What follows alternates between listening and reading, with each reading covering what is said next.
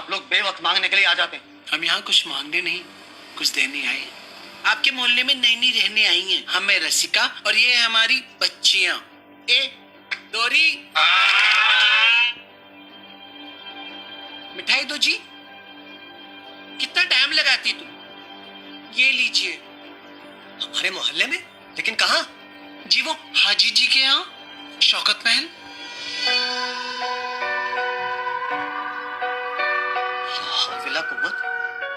हाजी जी कैसे मान गए? हाजी साहब तो बहुत अच्छे इंसान है। उनकी कोठी खाली पड़ी थी, उन्होंने हमें दे दी सस्ते में। वो कहते हैं उनके यहाँ भूत वगैरह का चक्कर था।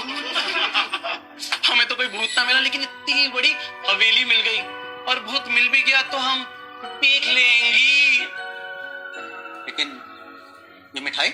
मुंह मीठा करवाने की भी कोई वजह होती है क्या? और वैसे भी आप जैसे लोगों को हम जैसे लोगों से काफी तकलीफें हैं। बस एक छोटी सी शुरुआत है हमारी तरफ से। लीजिए ना, मुंह मीठा कीजिए। ठीक है ठीक है। आदाब। चलो रे चलो। हाँ, सब जगह में जाना। हाँ।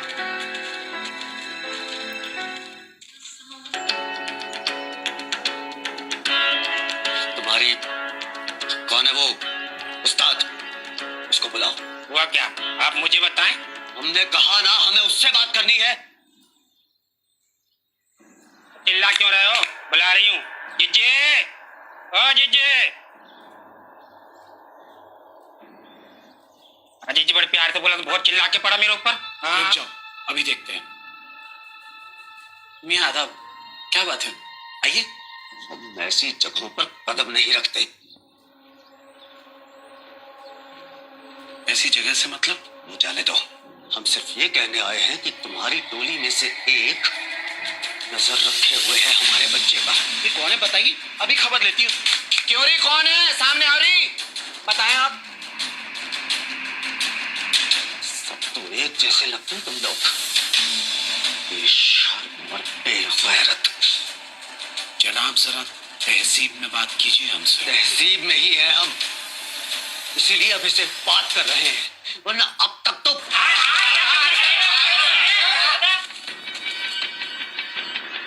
हम यहाँ सिर्फ ये कहने आए थे कि हमारे घर से और हमारे बच्चे से दूर रहो तुम लोग, वरना अच्छा नहीं होगा।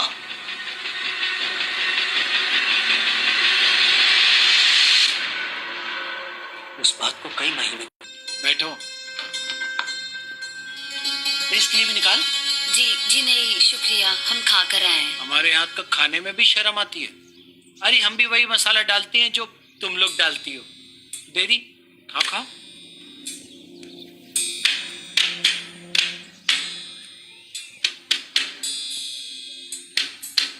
कैसा लगा?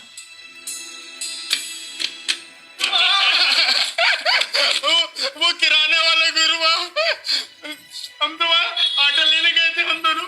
इतना बुरा भला कह रहा था गुरु माफ लोगों को, और उसने हमें ऐसे बेइज्जत करके भगाया जैसे हमें कोढ़ की बीमारी हो। रो मत। हम उन लोगों से अलग हैं, इसलिए वो लोग हमें नहीं समझते। उन लोगों को लगता है हम लोग जैसे दूसरे ग्रह से आए हुए लोग हैं। पागल, ऐसे मूर्खों की बातों का बुरा नहीं मानते। समझी, हमें कुदरत ने जैसा बनाया है, हमें खुशी खुशी उसको अपनाना होगा। ठीक है, चल मुंह बंद कर। और तू भी चल जा, मैं तमन्ना से मंगा लूंगी। ठीक है, बोलो क्या बात है? मेरा भाई फहीम गायब है और आपकी टोली से एक किन्नर भी, जिसकी रिपोर्ट लिखवाने आप पुलिस स्टेशन आई थी। मुझे ऐसा लगता है कि उसने मेरे भाई को भगाया था। और आपको तो सब पता ही होगा, कहीं आप ही ने उन दोनों को यही कहीं छुपा तो नहीं दिया? मतलब वो सितारा उसके भाई को लेकर भाग गई। चुप। तू चाहे तो पूरी कोठी देख ले, हमने किसी को नहीं छुपाया। और दूसरी बात, सितारा ऐसा कुछ भी नहीं कर सकती, क्योंकि तुम्हारे भाई और सितारा के बीच कुछ भी नहीं था, जैसा तुम्हें और तुम्हारे अब्बू को लगता है। उस दिन तेरे अब्बू के जाने के बाद हमने हर एक से पूछा।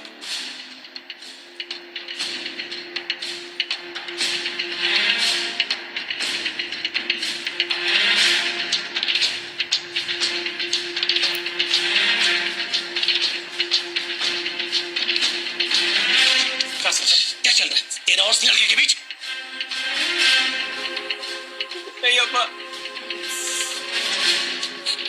कुछ भी नहीं है, हम तो बस उस लड़के को हिम्मत दे रहे हैं। वो लड़का फहीम हम जैसा ही है। उसका बाप उस पे बहुत जुल्म करता है। बेचारा अपने घर में, अपने शरीर में फंसा हुआ है अम्मा। इसलिए हम उसे उसकी सच्चाई कबूल करवाने में उसकी मदद कर रहे हैं। अम्मा, जो आपने हमारे लिए किया, हम उसके लिए कर रहे हैं। हम निकालेंगे उसको उस घर से। सितारा, बेटा तेरी बात अलग थी। तेरे अंदर खुद की सच्चाई को बोलने की ताकत थी। वैसे उस लड़के को हिम्मत दिखानी होगी बेटा। हम तब तक उसकी मदद नहीं कर सकते जब तक वो खुद अपने बाप और समाज के सामने अपनी असलियत अपनाने का डर न निकाल दे। मेरी बच्ची समझी, कुछ नहीं होगा। सितारा अपना सारा सामान छोड़कर चली गई है। उसके सामान में से ये चिट्ठी मिली फहीम की, सितारा के नाम से। अब्बू ने हमारा फोन भी ले लिया, इसलिए खत आपको लिख रहे हैं। तारा ने क्या किया फिर? इसके जवाब में उसने कुछ तो लिखा होगा। इस बारे में हमें कुछ नहीं पता।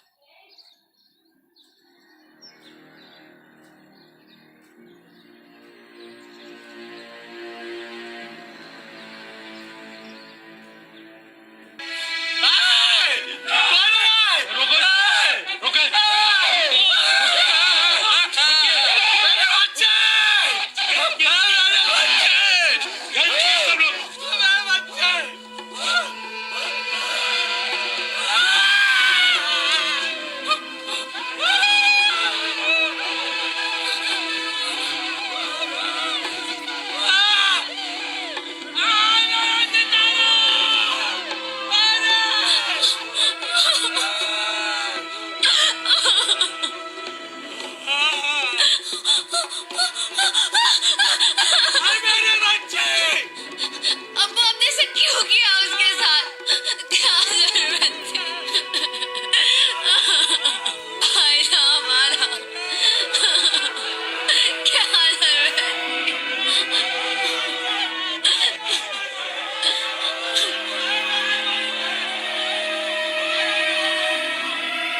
सामाजिक अपमान और अपने बेटे की सच्चाई को स्वीकार न करने के डर ने रहमत की शर्म को खूनी मंजर में बदल दिया।